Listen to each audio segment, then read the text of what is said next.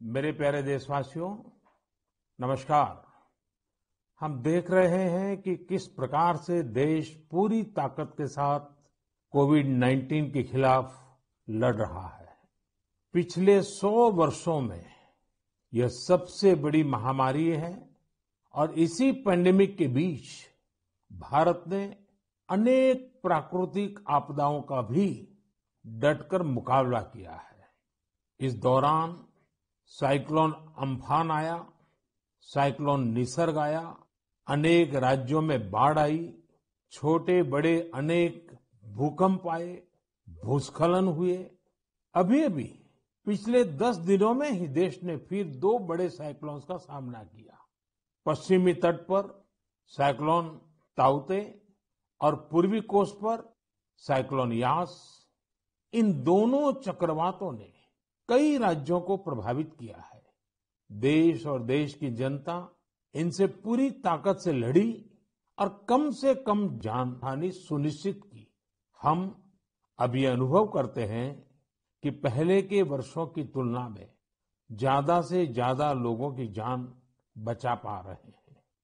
विपदा के इस कठिन और असाधारण परिस्थिति में साइक्लोन से प्रभावित हुए सभी राज्यों के लोगों ने जिस प्रकार से साहस का परिचय दिया है, इस संकट की घड़ी में बड़े धैर्य के साथ, अनुशासन के साथ मुकाबला किया है, मैं आदरपूर्वक, हृदयपूर्वक सभी नागरिकों की सराहना करना चाहता हूं। जिन लोगों ने आगे बढ़कर राहत और बचाव के कार्य में हिस्सा लिया, ऐसे सभी लोगों की जितनी सराहना करें उतनी कम है। मैं उन सबको सैल्यूट करता हूं। केंद्र, राज्य सरकारें और स्थानीय प्रशासन सभी एक साथ मिलकर इस आपदा का सामना करने में जुटे हुए हैं। मैं उन सभी लोगों के प्रति अपनी संवेदना व्यक्त करता हूं जिन्होंने अपने करीबियों को खोया है। हम सभी इस मुश्किल घड़ी में उन लोगों के साथ मजबूती से खड़े हैं जिन्होंने इस आपदा का नुकसान झेला है। मेरे प्यारे देशवासियों, चुनौती कितनी ही बड़ी हो, भारत का विजय का संकल्प भी हमेशा उतना ही बड़ा रहा है। देश की सामूहिक शक्ति और हमारे सेवा भाव ने देश को हर तूफान से बाहर निकाला है। हाल के दिनों में हमने देखा है कि कैसे हमारे डॉक्टर्स, नर्सेस और फ्रंटलाइन वॉरियर्स, उन्होंने खुद की चिंता छोड़कर दिन रात काम किया और आज भी कर रहे हैं। इस सब के बीच कई लोग ऐसे भी हैं जिनकी कोरोना की सेकंड वेव से लड़ने में बहुत बड़ी भूमिका रही है। मुझसे मन की बात के कई श्रोताओं ने नमो ऐप पर और पत्र के द्वारा इन वॉरियर्स के बारे में चर्चा करने का आग्रह किया है। साथियों, जब सेकंड वेव आई, अचानक से ऑक्सीजन की मांग कई गुना बढ़ गई, तो बहुत बड़ा चैलेंज था। मेडिकल ऑक्सीजन का देश के दूर सुदूर हिस्सों तक पहुंचाना अपने आप में बड़ी चुनौती थी। ऑक्सीजन टैंकर ज्यादा तेज चले, छोटी सी भी भूल हो तो उसमें बहुत बड़े विस्फोट का खतरा होता है। इंडस्ट्रियल ऑक्सीजन का उत्पादन करने वाले काफी प्लांट देश के पूर्वी हिस्सों में हैं। वहां से दूसरे राज्यों में ऑक्सीजन पहुंचाने के लिए भी कई दिन का समय लगता है। देश के सामने आई इस चुनौती में देश की मदद की क्रायोजेनिक टैंकर चलाने वाले ड्राइवर्स ने, ऑक्सीजन एक्सप्रेस ने, एयरफोर्स के पायलट्स ने, ऐसे अनेकों लोगों ने युद्ध स्तर पर काम करके हजारों लाखों लोगों का जीवन बचाया। आज मन की बात में हमारे साथ ऐसे ही एक साथी जुड़ रहे हैं, यूपी के जौनपुर के रहने वाले श्रीमान दिनेश उपाध्याय जी। दिनेश जी, नमस्कार। सर जी प्रणाम। सबसे पहले तो मैं चाहूंगा कि आप जरा अपने बारे में हमें जरूर बताइए। सर, हमारा नाम दिनेश बाबुलनाथ उपाध्याय है। मैं गांव हसनपुर, पोस्ट जमुआ, जिला जौनपुर का निवासी हूं सर। उत्तर प्रदेश से हैं? हाँ सर जी। और सर, हमारा एक लड़का है, 2 लड़की और औरत और माँ बाप। और आप क्या करते हैं? सर, मैं ऑक्सीजन का टैंकर चलाता हूं सर, लिक्विड ऑक्सीजन का। बच्चों की पढ़ाई ठीक से हो रही है? हाँ सर, बच्चों की पढ़ाई हो रही है, लड़कियां भी पढ़ रही हैं दोनों, और मेरा लड़का भी पढ़ रहा है ये सर। ऑनलाइन पढ़ाई भी ठीक से चलती है उनकी? हाँ सर, अच्छे ढंग से कर रहे हैं। अभी बच्चियां हमारी पढ़ रही हैं, ऑनलाइन में ही पढ़ रही हैं सर। सर 15 से 17 साल हो गया सर, मैं ऑक्सीजन का टैंकर चलाता हूँ सर।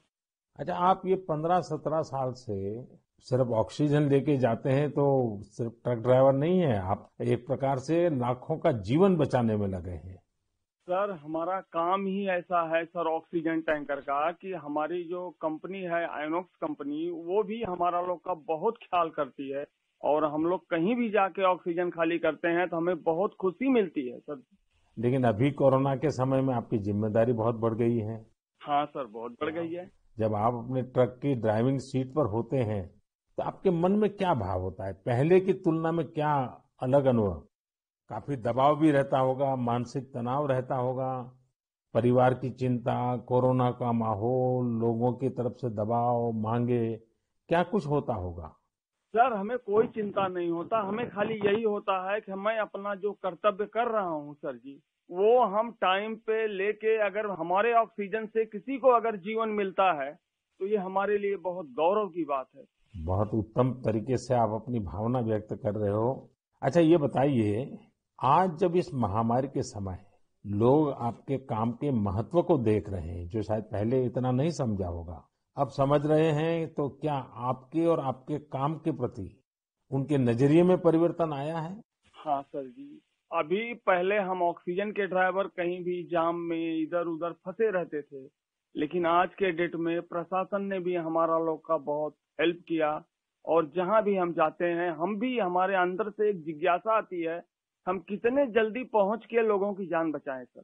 चाहे खाना मिले चाहे न मिले, कुछ भी दिक्कत हो, लेकिन हम हॉस्पिटल पहुंचते हैं जब टैंकर लेके, और देखते हैं कि हॉस्पिटल वाले हम लोग को वी का इशारा करते हैं, उनके फैमिली लोग जिसके घर वाले एडमिट होते हैं। अच्छा, विक्ट्री का भी बताते हैं? हाँ सर, वी बताते हैं, कोई अंगूठा दिखाता है। हमको बहुत तसल्ली आती है हमारे जीवन में कि हमने कोई अच्छा काम जरूर किया है, जो मुझे ऐसा सेवा करने का अवसर मिला है सर। सारी थकान उतर जाती होगी। हाँ सर, हाँ सर। तो घर आकर के बच्चों से बातें बताते हो आप सब? नहीं सर, बच्चे तो हमारे गांव में रहते हैं, हम तो यहाँ आइनॉक्स एयर प्रोडक्ट में मैं ड्राइवरी करता हूँ। 8-9 महीने के बाद तब घर जाता हूँ तो सर। कभी फोन पे बच्चों से बात करते होंगे, तो हाँ सर, बराबर होता है। तो उनके मन में रहता होगा, पिताजी जरा संभालिए ऐसे समय। सर जी, वो लोग बोलते हैं पापा काम करो लेकिन अपने सेफ्टी से करो, और हम लोग सर सेफ्टी से काम करते हैं। हमारा मानगांव प्लांट भी है, और आइनॉक्स बहुत हमारा लोग का हेल्प करता है। चलिए दिनेश जी, मुझे बहुत अच्छा लगा आपकी बातें सुन करके, और देश को भी लगेगा कि इस कोरोना की लड़ाई में कैसे कैसे किस प्रकार से लोग काम कर रहे हैं। आप 9-9 महीने तक अपने बच्चों को नहीं मिल रहे हैं, परिवार को नहीं मिल रहे हैं, सिर्फ लोगों की जान बच जाए। जब ये देश सुनेगा ना, देश को गर्व होगा कि लड़ाई हम जीतेंगे, क्योंकि दिनेश उपाध्याय जैसे लाखों लाखों ऐसे लोग हैं जो जी जान से जुटे हुए हैं। सर जी, हम लोग कोरोना को किसी ना किसी दिन जरूर हराएंगे सर जी। चलिए दिनेश जी, आपकी ये भावना, यही तो देश की ताकत है। बहुत बहुत धन्यवाद दिनेश जी, और आपके बच्चों को मेरे आशीर्वाद कहिएगा। ठीक है, प्रणाम। धन्यवाद। प्रणाम प्रणाम। धन्यवाद। साथियों, जैसा कि दिनेश जी बता रहे थे, वाकई जब एक टैंकर ड्राइवर ऑक्सीजन लेकर अस्पताल पहुंचते हैं, तो ईश्वर के भेजे गए दूत ही लगते हैं। हम समझ सकते हैं कि ये काम कितनी जिम्मेदारी का होता है, और इसमें कितना मानसिक दबाव भी होता है। साथियों, चुनौती के इसी समय में ऑक्सीजन के ट्रांसपोर्टेशन को आसान करने के लिए भारतीय रेल भी आगे आई है। ऑक्सीजन एक्सप्रेस, ऑक्सीजन रेल ने सड़क पर चलने वाले ऑक्सीजन टैंकर से कहीं ज्यादा तेजी से, कहीं ज्यादा मात्रा में ऑक्सीजन देश के कोने कोने में पहुंचाई। माताओं बहनों को ये सुनकर गर्व होगा कि एक ऑक्सीजन एक्सप्रेस तो पूरी तरह महिलाएं ही चला रही हैं। देश की हर नारी को इस बात का गर्व होगा। इतना ही नहीं, हर हिंदुस्तानी को गर्व होगा। मैंने ऑक्सीजन एक्सप्रेस की एक लोको पायलट शिरीषा गजनी जी को मन की बात में आमंत्रित किया है।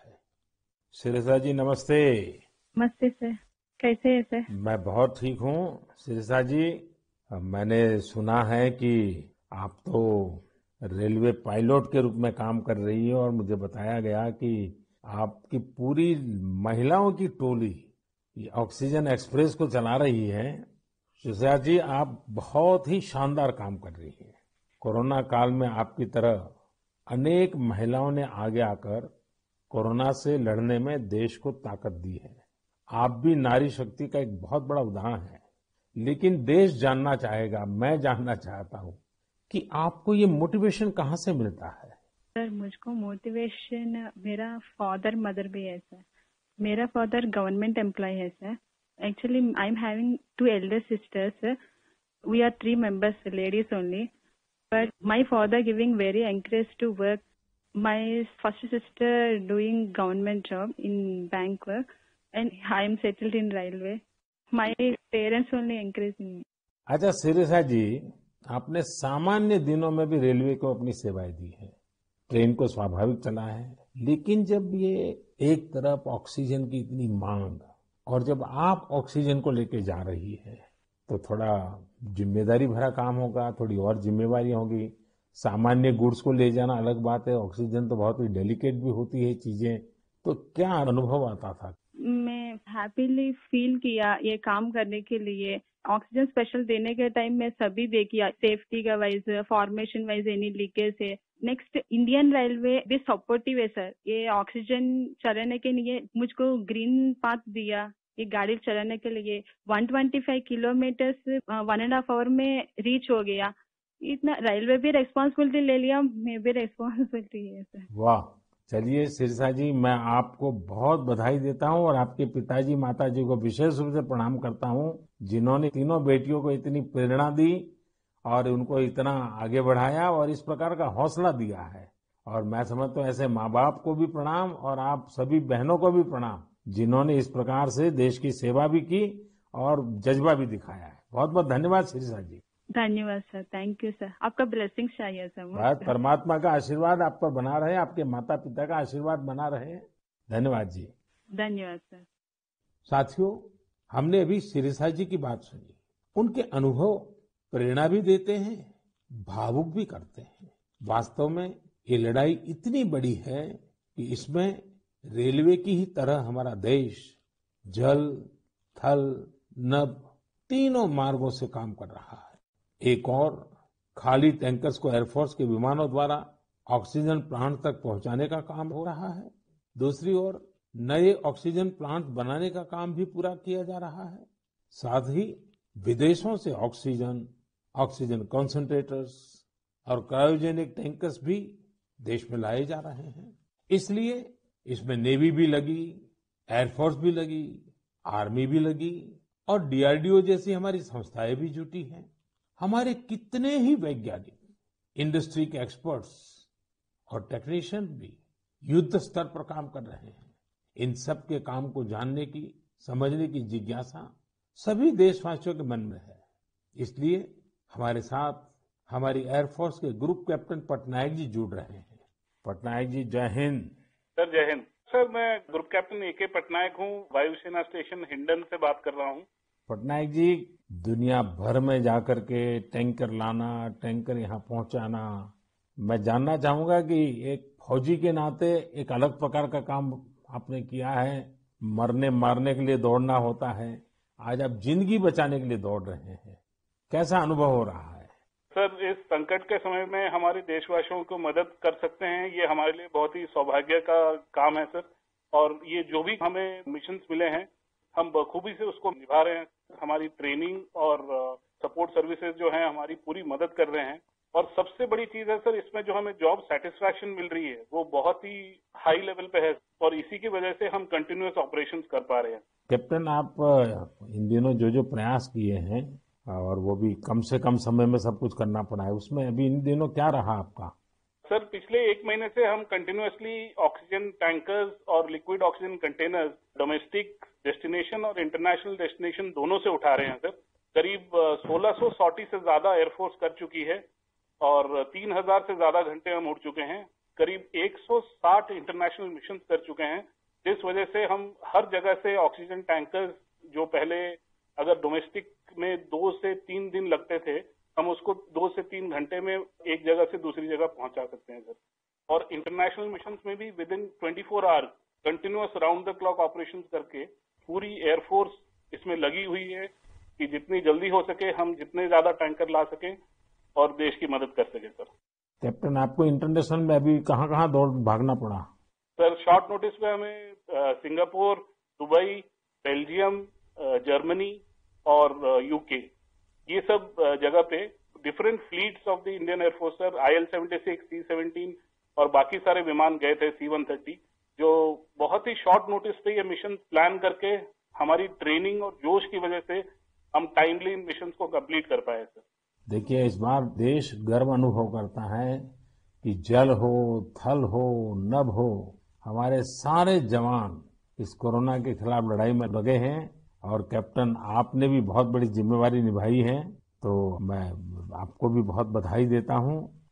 Sir thank you so much sir. हम अपनी पूरी कोशिश में जी जान के साथ लगे हुए हैं और मेरी बेटी भी मेरे साथ है सर, अदिति। अरे वाह! नमस्ते मोदी जी। नमस्ते बेटी, नमस्ते। अदिति, आप कितने साल की हैं? मैं 12 साल की हूँ और मैं क्लास 8 में पढ़ती हूँ। तो ये पिताजी बाहर जाते हैं, यूनिफॉर्म में रहते हैं। हाँ, तो उनके लिए मुझे बहुत प्राउड लगता है, बहुत गर्व महसूस होता है कि वो इतना सब महत्वपूर्ण काम कर रहे हैं। जो सारे कोरोना पीड़ित लोग हैं उनकी मदद इतनी ज्यादा कर रहे हैं और इतने सारे देशों से ऑक्सीजन टैंकर्स ला रहे हैं, कंटेनर्स ला रहे हैं। लेकिन बेटी तो पापा को बहुत मिस करती है ना? हाँ, मैं बहुत मिस करती हूँ उन्हें। वो आजकल ज्यादा घर पे रह भी नहीं पा रहे हैं क्योंकि इतने सारे इंटरनेशनल फ्लाइट्स में जा रहे हैं और कंटेनर्स और टैंकर्स उनके प्रोडक्शन प्लांट्स तक पहुंचा रहे हैं ताकि जो कोरोना पीड़ित लोग हैं उनको टाइमली ऑक्सीजन मिल सके और उनकी जान बच सके। तो बेटा, ये जो ऑक्सीजन के कारण लोगों की जान बचाने वाला काम तो अब घर घर में लोगों को पता चला है। जब तुम्हारे फ्रेंड सर्कल, तुम्हारे साथी स्टूडेंट जानते होंगे कि तुम्हारे पिताजी ऑक्सीजन की सेवा में लगे हैं, तो तुम्हारे प्रति भी बड़े आदर से देखते होंगे वो लोग। हाँ, मेरे सारे फ्रेंड्स भी बोलते हैं कि तुम्हारे पापा इतना ज्यादा इम्पोर्टेंट काम कर रहे हैं और तुम्हें भी बहुत प्राउड लगता होगा। और तब मुझे इतना ज्यादा गर्व अनुभव होता है। और मेरी जो सारी फैमिली है, मेरे नाना नानी, दादी, सब लोग भी मेरे पापा के लिए बहुत प्राउड है। मेरी मम्मी, और वो लोग भी डॉक्टर्स हैं, वो लोग भी दिन रात काम कर रहे हैं। और सारी आर्म फोर्सेस, मेरे पापा के सारे स्क्वाड्रन के अंकल्स और सारी जो फोर्सेस हैं, सब लोग, सारी सेना बहुत काम कर रही है। और मुझे यकीन है कि सबकी कोशिशों के साथ हम लोग कोरोना से ये लड़ाई जरूर जीतेंगे। हमारे यहाँ कहते हैं कि बेटी जब बोलती है ना, तो उसके शब्दों में सरस्वती विराजमान होती है। और जब अदिति बोल रही है कि हम जरूर जीतेंगे, तो एक प्रकार से ये ईश्वर की वाणी बन जाती है। अच्छा अदिति, अभी तो ऑनलाइन पढ़ती होगी? हाँ, अभी तो हमारे सारे ऑनलाइन क्लासेस चल रहे हैं और अभी हम लोग घर पे भी सारे फुल प्रिकॉशंस ले रहे हैं। और कहीं अगर बाहर जाना है तो फिर डबल मास्क पहन के और सब कुछ सारे प्रिकॉशंस और पर्सनल हाइजीन मेंटेन कर रहे हैं, सब चीजों का ध्यान रख रहे हैं। अच्छा बेटा, तुम्हारी क्या हॉबीज है, क्या पसंद है? मेरी हॉबीज हैं कि मैं स्विमिंग और बास्केटबॉल करती हूँ, पर अभी तो वो थोड़ा बंद हो गया है। और इस लॉकडाउन और कोरोना वायरस के दौरान मैंने बेकिंग और कुकिंग का बहुत ज्यादा मुझे शौक है। और मैं अभी सारे बेकिंग और कुकिंग करके, जब पापा इतना सारा काम करके आते हैं तो मैं उनके लिए कुकीज और केक बनाती हूँ।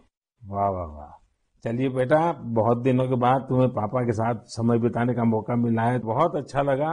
और कैप्टन, आपको भी मैं बहुत बधाई देता हूँ। लेकिन जब मैं कैप्टन को बधाई देता हूँ, मतलब सिर्फ आपको ही नहीं, सारे हमारे फोर्सेस, जल थल नभ, जिस प्रकार से जुटे हुए हैं, मैं सबको सैल्यूट करता हूँ।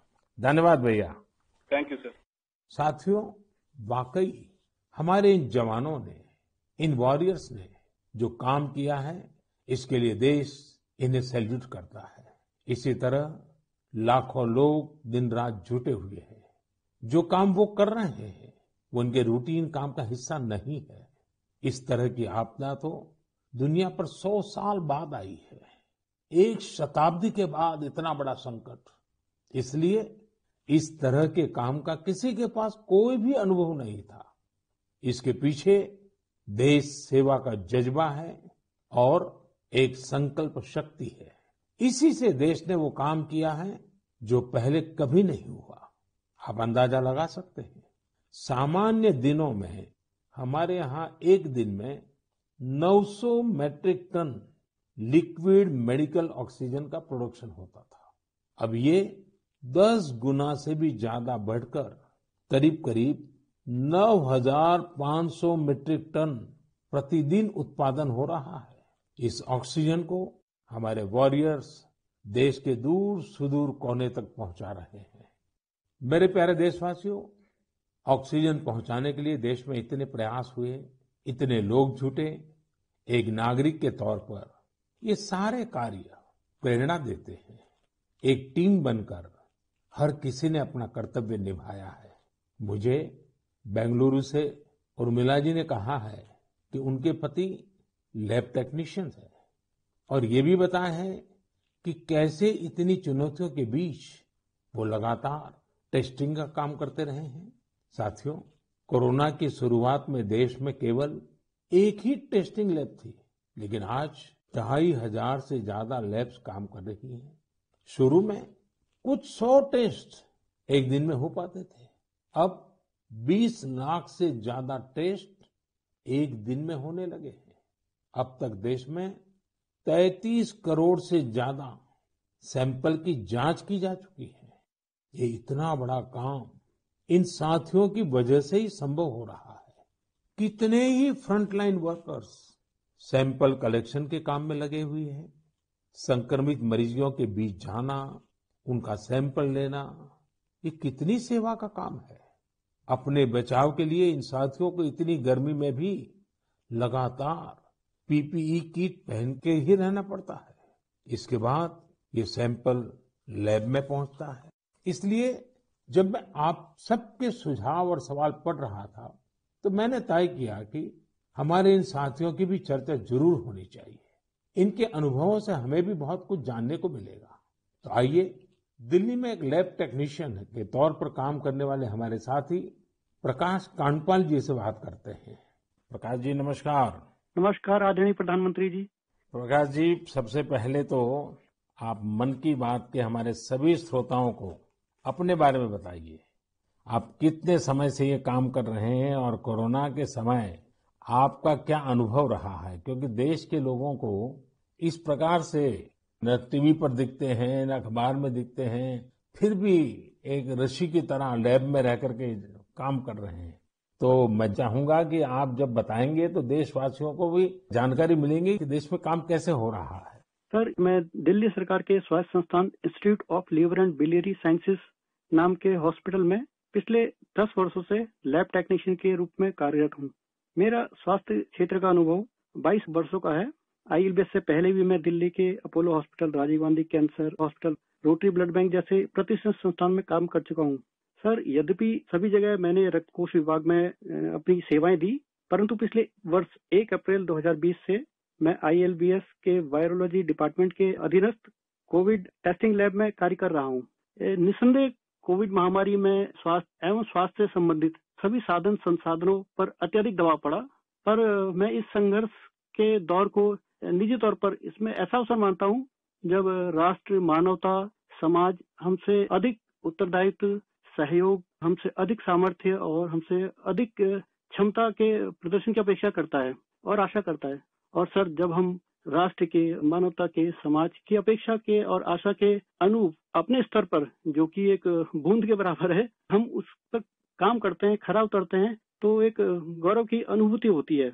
कभी जब हमारे घर वाले भी आशंकित होते हैं या थोड़ा उन्हें भय लगता है, तो ऐसे अवसर पे उनको स्मरण कराता हूँ कि हमारे देश के जवान, जो कि सदैव ही परिवार से दूर सीमाओं पर विषम और असामान्य परिस्थितियों में देश की रक्षा कर रहे हैं, उनकी तुलना में तो हमारा जोखिम जो है कम है, बहुत कम है।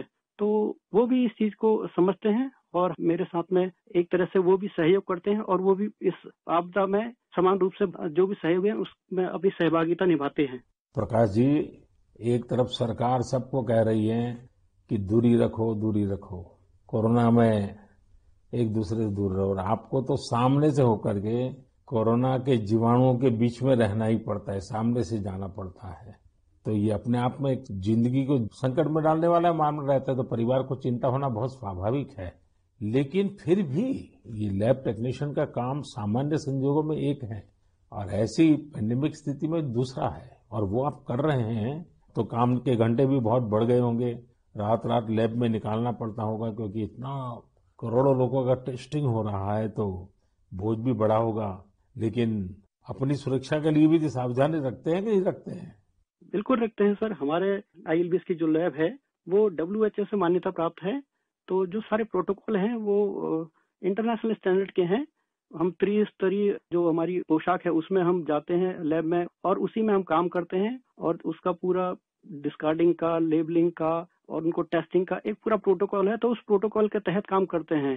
तो सर ये भी ईश्वर की कृपा है कि मेरा परिवार और मेरे जानने वाले अधिकतर जो अभी तक इस संक्रमण से बचे हुए हैं। तो एक चीज है कि अगर आप सावधानी रखते हैं और संयम बरतते हैं तो आप थोड़ा बहुत इससे बचे रह सकते हैं। प्रकाश जी, आप जैसे हजारों लोग पिछले 1 साल से लैब में बैठे हैं और इतनी जहमत कर रहे हैं, इतने लोगों को बचाने का काम कर रहे हैं, जो देश आज जान रहा है।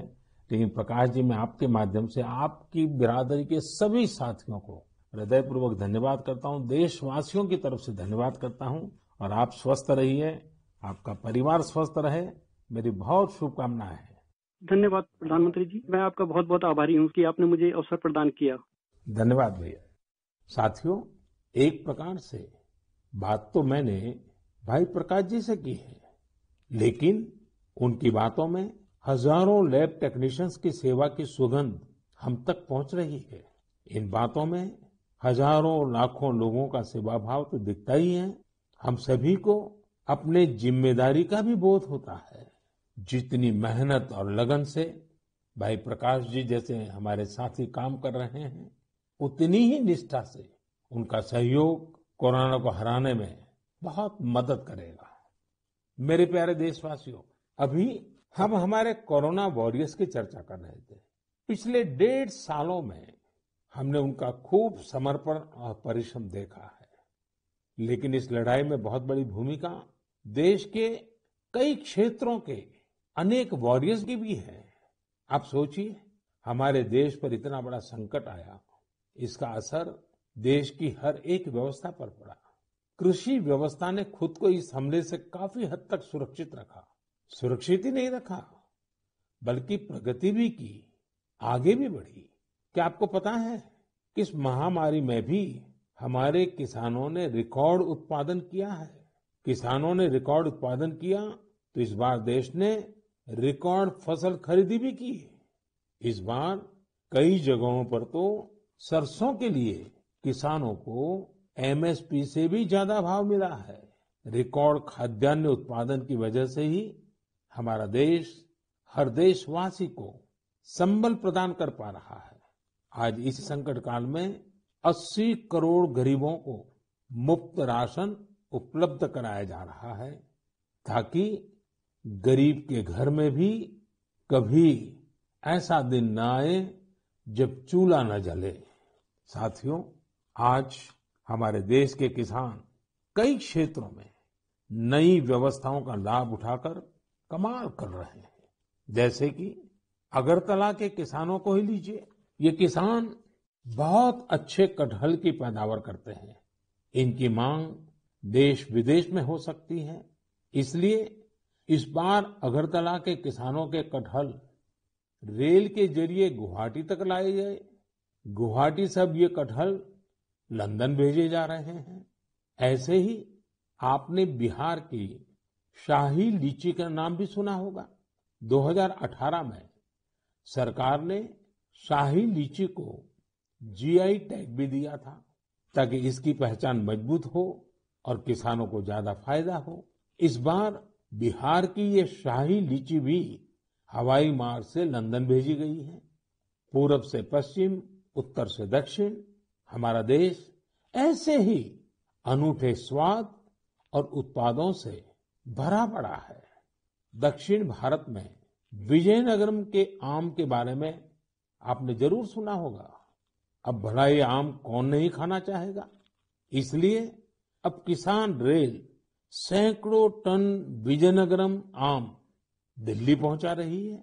दिल्ली और उत्तर भारत के लोगों को विजयनगरम आम खाने को मिलेगा और विजयनगरम के किसानों को अच्छी कमाई होगी। किसान रेल अब तक करीब करीब 2 लाख टन उपज का परिवहन कर चुकी है। अब किसान बहुत कम कीमत पर फल, सब्जियां, अनाज देश के दूसरे सुदूर हिस्सों में भेज पा रहा है। मेरे प्यारे देशवासियों, आज 30 मई को हम मन की बात कर रहे हैं और संयोग से ये सरकार के 7 साल पूरे होने का भी समय है। इन वर्षों में देश सबका साथ, सबका विकास, सबका विश्वास के मंत्र पर चला है। देश की सेवा में हर क्षण समर्पित भाव से हम सभी ने काम किया है। मुझे कई साथियों ने पत्र भेजे हैं और कहा है कि मन की बात में 7 साल की हमारी आपकी इस साझी यात्रा पर भी चर्चा करूं। साथियों, इन 7 वर्षों में जो कुछ भी उपलब्धि रही है वो देश की रही है, देशवासियों की रही है। कितने ही राष्ट्रीय गौरव के क्षण हमने इन वर्षों में साथ मिलकर अनुभव किए हैं। जब हम ये देखते हैं कि अब भारत दूसरे देशों की सोच और उनके दबाव में नहीं, अपने संकल्प से चलता है, तो हम सबको गर्व होता है। जब हम देखते हैं कि अब भारत अपने खिलाफ साजिश करने वालों को मुंहतोड़ जवाब देता है, तो हमारा आत्मविश्वास और बढ़ता है। जब भारत राष्ट्रीय सुरक्षा के मुद्दों पर समझौता नहीं करता, जब हमारी सेनाओं की ताकत बढ़ती है, तो हमें लगता है कि हाँ, हम सही रास्ते पर हैं। साथियों, मुझे कितने ही देशवासियों के संदेश, उनके पत्र देश के कोने कोने से मिलते हैं। कितने ही लोग देश को धन्यवाद देते हैं कि 70 साल बाद उनके गांव में पहली बार बिजली पहुंची है। उनके बेटे बेटियां उजाले में, पंखे में बैठ करके पढ़ रहे हैं। कितने ही लोग कहते हैं कि हमारा भी गांव अब पक्की सड़क से शहर से जुड़ गया है।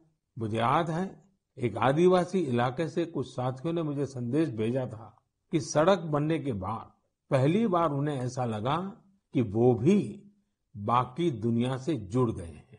ऐसे ही कहीं कोई बैंक खाता खोलने की खुशी साझा करता है, तो कोई अलग अलग योजनाओं की मदद से जब नया रोजगार शुरू करता है, तो उस खुशी में मुझे भी आमंत्रित करता है। प्रधानमंत्री आवास योजना के तहत घर मिलने के बाद गृह प्रवेश के आयोजन में कितने ही निमंत्रण मुझे हमारे देशवासियों की ओर से लगातार मिलते रहते हैं। इन 7 सालों में आप सबकी ऐसी करोड़ों खुशियों में मैं शामिल हुआ हूं। अभी कुछ दिन पहले ही मुझे गांव से एक परिवार ने जल जीवन मिशन के तहत घर में लगे पानी के नल की एक फोटो भेजी। उन्होंने इस फोटो का कैप्शन लिखा था, मेरे गांव की जीवन धारा।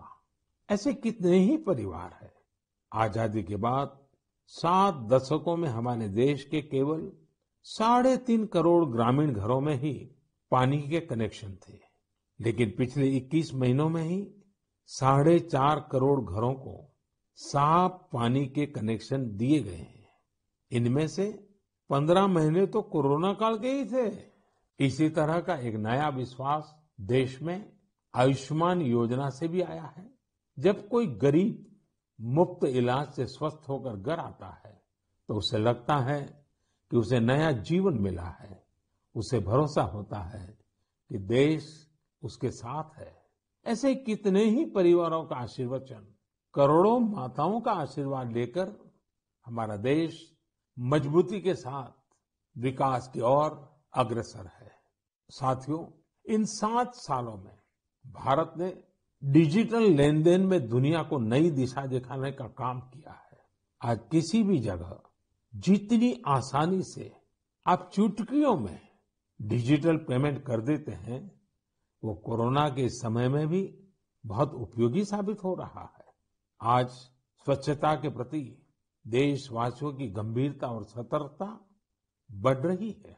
हम रिकॉर्ड सैटेलाइट भी प्रक्षेपित कर रहे हैं और रिकॉर्ड सड़कें भी बना रहे हैं। इन 7 वर्षों में ही देश के अनेकों पुराने विवाद भी पूरी शांति और सौहार्द से सुलझाए गए हैं। पूर्वोत्तर से लेकर कश्मीर तक शांति और विकास का एक नया भरोसा जगा है। साथियों, क्या आपने सोचा है ये सब काम जो दशकों में भी नहीं हो सके, इन 7 सालों में कैसे हुए? ये सब इसलिए संभव हुआ क्योंकि इन 7 सालों में हमने सरकार और जनता से ज्यादा एक देश के रूप में काम किया, एक टीम के रूप में काम किया, टीम इंडिया के रूप में काम किया। हर नागरिक ने देश को आगे बढ़ाने में एकाध कदम आगे बढ़ाने का प्रयास किया है। हाँ, जहां सफलताएं होती हैं, वहां परीक्षाएं भी होती हैं। इन 7 सालों में हमने साथ मिलकर ही कई कठिन परीक्षाएं भी दी है और हर बार हम सभी मजबूत होकर निकले हैं। कोरोना महामारी के रूप में इतनी बड़ी परीक्षा तो लगातार चल रही है। ये तो एक ऐसा संकट है जिसने पूरी दुनिया को परेशान किया है। कितने ही लोगों ने अपनों को खोया है। बड़े बड़े देश भी इसकी तबाही से बच नहीं सके हैं। इस वैश्विक महामारी के बीच भारत सेवा और सहयोग के संकल्प के साथ आगे बढ़ रहा है। हमने पहली वेव में भी पूरे हौसले के साथ लड़ाई लड़ी थी। इस बार भी वायरस के खिलाफ चल रही लड़ाई में भारत विजयी होगा। 2 गज की दूरी, मास्क से जुड़े नियम हो या फिर वैक्सीन, हमें ढिलाई नहीं करनी है। यही हमारी जीत का रास्ता है। अगली बार जब हम मन की बात में मिलेंगे तो देशवासियों के कई और प्रेरणादायक उदाहरणों पर बात करेंगे और नए विषयों पर चर्चा करेंगे। आप अपने सुझाव मुझे ऐसे ही भेजते रहिए। आप सभी स्वस्थ रहिए, देश को इसी तरह आगे बढ़ाते रहिए। बहुत बहुत धन्यवाद।